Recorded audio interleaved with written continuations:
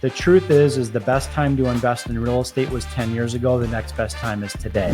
There is still a diversification play that I highly encourage investors to consider when choosing to deploy capital into real estate.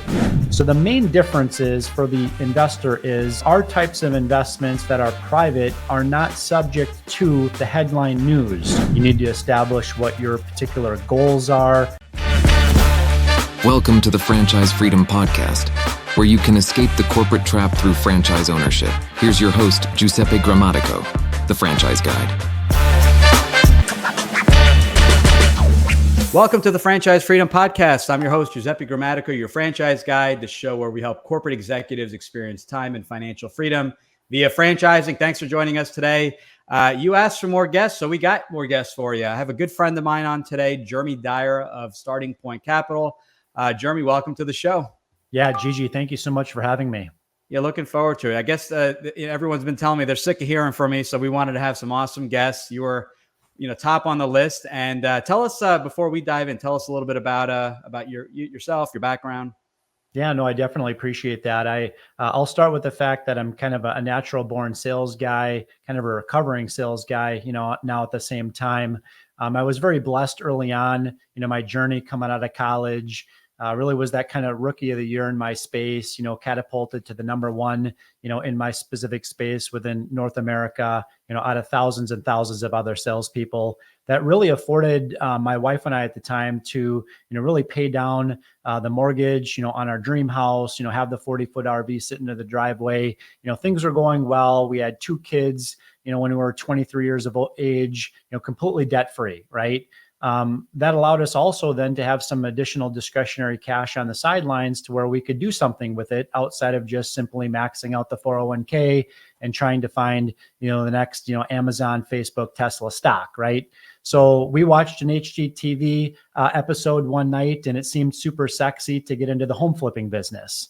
So when we were 25 years of age, we decided to plunge into active real estate investing through home flipping, right? So we were flipping single family homes and we were doing relatively well on that. We'd make anywhere from, $30,000 to $60,000, $70,000, per flip. The challenge is in 2015, we decided to double down on kids. Okay. So we went from 2 kids to 4 kids. Life was, crazy busy. And I told my wife one day, I says, honey, I can't ride 3 horses at the same time, right? I can't max out my W-2 in my sales career and crush my quota every year, build up an active real estate company, and be a good husband and a good father, to our 4 children at this time. So something has to give, right? And what had to give for us really, unfortunately at the time, is I had to step outside of actively managing a real estate portfolio and instead deflect that capital into passive real estate syndications. So it was really in 2015 that we decided to go from active real estate investors to passive real estate investors. And I waited a few years for the investment theory to kind of prove itself before I made my second investment. And fortunately, in 2019, we got word that our investment had doubled. We, more than 2x'd our money. And from that point, I told my wife, I says, I'm completely hooked. I mean, we're making more money, as passive real estate investors than we were on the active side. And from that point until today, now we're passively invested in 30 different investments as limited partners. Wow, that's really impressive, and that's the reason I wanted to have you on the show, because when we talk about the different vehicles, right? You have businesses, you have different investments. There's a lot out there. You don't have to be involved in all of them, but it's good to know what are the differences when it comes to risk and time involvement and things like that. So I guess talk to us a little bit about just the real estate space. There's so many things you can do in real estate, and maybe how syndication is different, because I know from personally something that I've been looking at, I've never heard of real estate syndication. Yeah, absolutely. Happy to help. And of those 30 investments that we're currently in, as limited partner investors, 80% of them are primarily in the multifamily space. Mm-hmm. And the remaining 20% are invested in other real estate asset classes like self-storage, assisted living, flex office, retail, et cetera. So when it comes to investing as a passive investor in real estate, where you're not actively swinging hammers and evicting tenants, there is still a diversification play that I highly encourage investors to consider when choosing to deploy capital into real estate. What is a real estate syndication? At its very basic core, it's group investing, right? So it's group investing in the sense that the main operator or the sponsor that's looking to acquire a targeted property and implement a value add business plan or some other type of a plan, they're effectively buying into a business, right? They're buying into the business. And in order for them to do that, they need to leverage other people's money. And the reason for that is because in most cases, depending upon the opportunity, we're talking about apartment communities, for example, that are valued anywhere from $25 to $50 million. And banks aren't going to finance 100% of it, right? And so usually the sponsor, is going to be, required to do a 60-40, a 70-30, loan to value on that particular property, where the bank's going to finance 60 to 70% of it, but the sponsor needs to leverage other people's investment dollars in order to acquire it. In exchange for that, those limited partners that choose to invest in the syndication as a group of investors, they in turn will receive monetary compensation in the form of distributions, as well as an equity profit split in that investment. Very interesting. Yeah, this is definitely new territory for me, and that was the reason for having you on the show. What I remember from my Wall Street days many moons ago, we always talked about REITs, and that came up in conversation with a friend of mine who wanted to get involved in real estate years ago. Can you talk about the difference? He said, well, I've been looking at REITs, these mutual funds that are out there. So what is the difference? Because that also seems to be a portfolio, correct, of deals. Yeah, absolutely. The primary difference between investing in a REIT versus a private placement syndication is one is public and the other one is private, right? So the types of investment opportunities that we bring to our investors, they're not publicly traded assets, okay? You still own stock in the actual company that owns the asset over the course of that investment hold period, but those shares that you own are entirely private. Okay, they're not publicly traded, right? With a REIT, for example, like BlackRock, Vanguard, State Street, some of these very large institutional grade investors do have opportunities to invest in their publicly traded REIT, which the REIT itself actually owns real estate, right? And much of those real estate holdings actually happen to be a lot of the properties that we're renovating, turning into as close of an A-class property, turnkey property as we can. And then we sell that asset off to, an institutional buyer who ultimately puts that property into their publicly traded REIT because they're more interested in the cash flow that investment produces, as opposed to some sort of a renovation strategy where there's some equity buildup, towards the end when that asset goes full cycle. So the main difference is for the investor is, our types of investments that are private are not subject to the headline news, right? We don't have to be concerned with the fact that shareholders might decide to liquidate, the shares that they own in that publicly traded REIT on any given day because of what the headline news is saying, right? We're not as subject to that because they're not publicly traded on some sort of an exchange. Gotcha. All right, that makes a lot of sense. Yeah, that really helped. When it comes to tax benefits, talk to us a little bit about that, because we had talked about a few different strategies, especially once a project is over. So what type of tax advantages can someone have with investing in a syndication deal like this? It's a great question, and just as a little bit of a disclaimer, of course, I'm not a CPA, I'm not a financial advisor, tax professional. So seek your own advice in this respect. But that's also one of the main differences between investing in real estate through a publicly traded REIT versus private, right? You don't get the tax benefits if you invest in shares of publicly traded stock through the form of a REIT. You do, however, if you are a limited partner investor investing into a private placement syndication. The reason for that is because you are, by definition, a limited partner owner of the company that owns the actual property itself. Right. And when it comes to real estate, the IRS has rules around how properties depreciate over time. There's straight line depreciation, there's accelerated depreciation, there's bonus depreciation. The point being is that most of the time, when an investor chooses to invest passively as a limited partner investor, they will receive a portion of depreciation each year that they're in that investment. Okay. We actually try to do our best to accelerate that depreciation schedule into the first couple of years that the investor is invested into that particular target property through what we call a cost segregation study, which is basically IRS allows for us to depreciate different material elements in the building itself, for example, on a different schedule. So for example, the appliances might have a 7-year life, right? Whereas the flooring, it might be 15, the roof might be 20, right? That makes up that property has a different schedule according to how the IRS allows those components to be depreciated.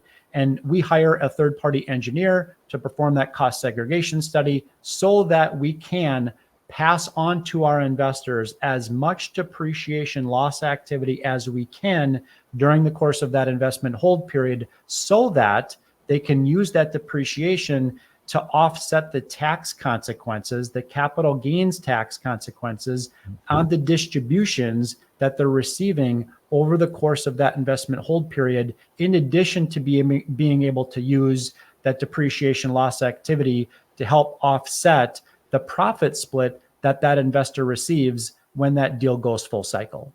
Oh, wow. Okay. See, I learned something new. I had part of that. So that definitely clarified exactly, with that analysis. So, someone's interested, in this area, where do they even start? Where do they even find the deals? I guess is the question, because this is also, again, a new area for me.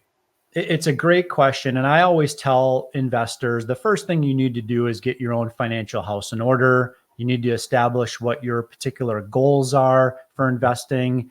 I would say most of our investors get involved because they want diversification outside of Wall Street.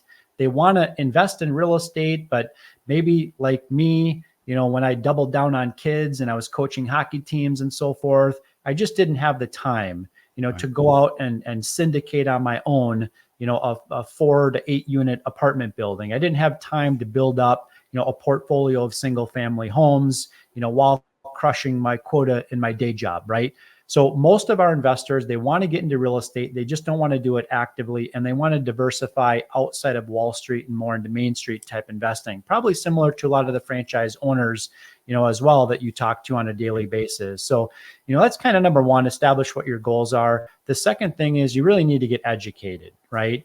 I'm a very big fan of people becoming educated on investing in real estate, whether it's active, it's passive, what particular asset classes make sense to invest in versus those that don't, right? I'm a really big fan of a book out there called The Hands-Off Investor. The author's name is Brian Burke. I'm also in the process of authoring my own book, which I expect to release by the end of this calendar year. So very excited about that. Yeah, thank you. In the future. So get educated, find somebody, whether it's myself or somebody else that's already in the space today that you can learn from, right? That's really important. And then the final piece is eventually you just have to take action, right? Analysis paralysis is a real thing. And sometimes people just kind of get stuck. I'm not sure what to do because I don't understand it. And I don't know who I can reach out to talk to about it, right? So I'm always available as a resource for those that would like to learn more. But the important thing there is, in order to invest into real estate through a private placement, non-public offering, more than likely the investor has to have a pre-existing relationship with somebody that sits at the general partner or the sponsor level. So I actually have to have a relationship with the individual before they're given the opportunity to invest. And they will only see the opportunities that we have that are available to partner with us on in the future if they've already established that relationship. Gotcha. Okay. No, that makes a lot of sense. Any special requirements, anything, things people should consider prior to looking into something like this? Yeah, some people are familiar with being an accredited versus a non-accredited investor. Right. Because of the way that we structure our opportunities specifically is we're allowed to take both. Okay. We're allowed to take accredited investors where their average, annual income, is $200,000 per year if they're single, $300,000 if they're married, right? they have a net worth of $1 million or more, excluding the primary residence that they live in. That's really what defines, accredited versus non-accredited. We're allowed to take both because we also do not advertise. Okay. If we advertised our real estate opportunities, we would fall under a different SEC code and classification, which would allow us to only take accredited investors. In our case, we can obviously take both. Second to that, we have to feel comfortable that the investor that's choosing to partner with us reaches a certain degree of sophistication. There we go. Got it, Gigi. I nailed it. The third time I got it. Yeah, you got it. Sophistication. So, well, what does that mean? I mean, you could call somebody that, gambles every Saturday and Sunday in Vegas every weekend a sophisticated investor, right? What the sophisticated investor means to me is just somebody that understands that investing in real estate comes with risk, right? Any other type of investment out there, does have some inherent degree of risk. Real estate, from my experience and from our investors' experience at large, has proven to be one of the highest rewards with the lowest risk type investment option that exists out there today, right? They also have to learn a little bit more about real estate investing, which is why I recommend, all investors read the Hands-Off Investor book by Brian Burke. And we're going to link that in the show notes. I personally read that book, helped a lot. And as my uncle Warren Buffett always says, never invest in something you don't understand. So that book shed complete light, completely explained, answered most of my questions. So I highly recommend the book as well. What else do you recommend? This is a new space for people. I personally never invested in real estate aside from my home, did well with my businesses, did well in the market, but felt like I was missing something. I wanted to allocate a percentage there. So, what advice or what other questions are people have that you can answer on the show today? Yeah, it's a great question. I mean, obviously I brought up diversification, right? Like that's usually the leading indicator as to why somebody wants to partner with us is they want to diversify. Sometimes people ask, how can I invest, right? I mean, certainly it's easy to say, you can make a cash investment, right? But there are other ways. We have a lot of investors that have old IRA money, right? Sitting on the sidelines, getting 4 to 5% per year, right? Going nowhere, right? Returning less than what the inflation rate is, right? We have those types of investors as well that want to unlock their old IRA money. And there is an option to be able to do that, through a self-directed IRA strategy. So you don't always have to come to our investments with additional cash on the sidelines. There are other options as well. But I do think it's important for listeners to understand, that this is not a get-rich-quick scheme. No. If you want that, try to, gamble your way into Wall Street and pick the next, stock out there or something like that. But it does become an incredibly life-changing investment strategy over just a 3 to 5 to 10 year period. Okay. The truth is the best time to invest in real estate was 10 years ago. The next best time is today. Okay. Right. What we're always trying to target for investors is we're trying to target a 2x equity multiple over the hold period. Okay. Our hold periods are typically 2 to 5 years. Okay. Our goal is to acquire a property that was built 40 years ago, provide value to that property by renovating the units, increasing the rents, increasing the ROI, and then we're ultimately looking to sell that property off onto the next buyer. If we can achieve a 2x equity multiple to our investors, we're going to sell it right away, whether that's in 2 years after the business plan's been implemented or it's 5 years, right? But it's amazing what can happen if you can take just a $50,000 investment and double it every 2 to 5 years, okay? It's not going to be life-changing in 2 to 5 years, okay? But if you make multiple $50,000 investments over a time period with the fact that you've got, the future, right? Future time in your favor, right? You can start to build significant wealth that does not exist in Wall Street, but rather exists in Main Street, over as short of as a 5 to 10 year period. That's pretty amazing. Doubling your money every 2 to 5 is not a bad deal. Plus the benefits and, in many cases, avoiding tax if you're just constantly reinvesting in future deals. So there's lots of benefits. And to your point, I'm not a CPA as well. You can contact my CPA, your CPA.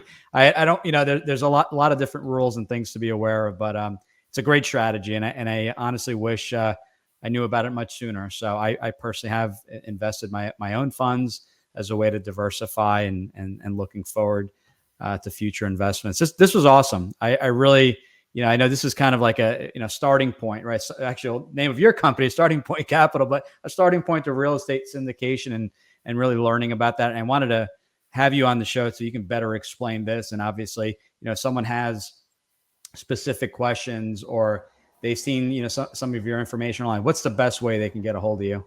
Yeah, absolutely. Thanks for the question. So you can head to our website, which is startingpointcapital.com.